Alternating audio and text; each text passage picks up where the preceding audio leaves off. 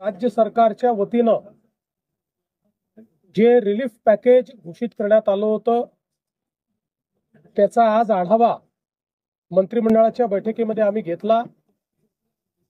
आतापर्यंत या अंतर्गत 8,000 कोटी रुपये हे रिलीज झालेले आहेत। जवळपास 40 लाख शेतकऱ्यांच्या खात्यांमध्ये पैसे पोचलेले आहेत। आज मंत्रिमंडळाच्या बैठकीत अजून 11,000 कोटी रुपये रिलीज करण्याला मान्यता देण्यात आली, कारण हे बजेटमधले पैसे नसल्यामुळे याला विशेष बाब म्हणून मान्यता देण्यात आली। आता हेही पैसे पुढच्या 15 दिवसांमध्ये शेतकऱ्यांच्या खात्यापर्यंत पोहोचवण्याचे आदेश आम्ही दिलेले आहेत। आत्ता जो काही निधी गेलेला आहे हा वेगवेगळ्या जिल्ह्यांमध्ये वेगवेगळ्या पद्धतीने गेलेला आहे। काही ठिकाणी तो पार्शल गेलेला आहे।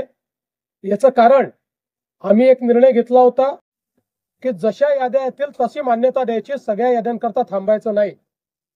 त्यामुळे कोणी हे कन्फ्युजन ठेवण्याचं कारण नाही की आम्हाला तर जे काही एनडीआरएफचे पैसे होते ते मिळाले पण 10,000 मिळाले नाहीत, आम्हाला 10,000 मिळाले पण 3 हेक्टरचे मिळाले नाहीत। ज्यांना 2 हेक्टरचे पैसे मिळाले आता त्यांच्या खात्यात 3ऱ्या हेक्टरचे पैसे आपण टाकतोय, जर ते 3 हेक्टरवाले असतील तर। त्यामुळे माझा अंदाज असा आहे की पुढच्या 15 ते 20 दिवसांमध्ये पूर्णपणे शेतकऱ्यांच्या खात्यामध्ये हे पैसे जातील। 2,20,00,000 बहिणींच्या खात्यामध्ये पैसे पोचले आणि आमच्या समोर थोडी चिंता होती। त्या ठिकाणी भाऊबीज येणार आणि इलेक्शन असलं, कोड ऑफ कंडक्ट असलं तर ऐन भाऊबीजेच्या वेळी बहिणींना आपल्याला ओवाळणी देता येणार नाही। मग मुख्यमंत्री महोदय, अजितदादा, आम्ही सगळे बसलो, म्हटलं काय करायचं, आणि ठरवलं अरे बहिणीला ओवाळणी तर दिलीच पाहिजे। मग नोव्हेंबरचे पैसे ऍडव्हान्स मध्ये ऑक्टोबर मध्येच बहिणींच्या खात्यामध्ये त्या ठिकाणी आपण जमा केले आणि बहिणींना ओवाळणी आपण त्या ठिकाणी दिली।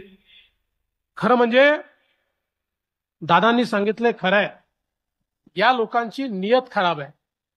आपल्या सोलापूरचीच आमची एक बहीण काय म्हणाली, ती असं म्हणाली, नेता आहे, मी नाव नाही घेत, ती पण आमची बहीणच आहे, पण ती असं म्हणाली की तुम्ही बहिणींना जे 1,500 रुपये देता ही लाच आहे, तुम्ही बहिणींना लाच देऊन विकत घेताय। आता मला हे सांगा, आईचं प्रेम, बहिणीचं प्रेम, मुलीचं प्रेम जगाच्या पाठीवर कोणाला विकत घेता आलाय? अरे प्रत्यक्ष ब्रह्मदेव उतरला तरी या प्रेमाचं मोल तो करू शकत नाही। जगात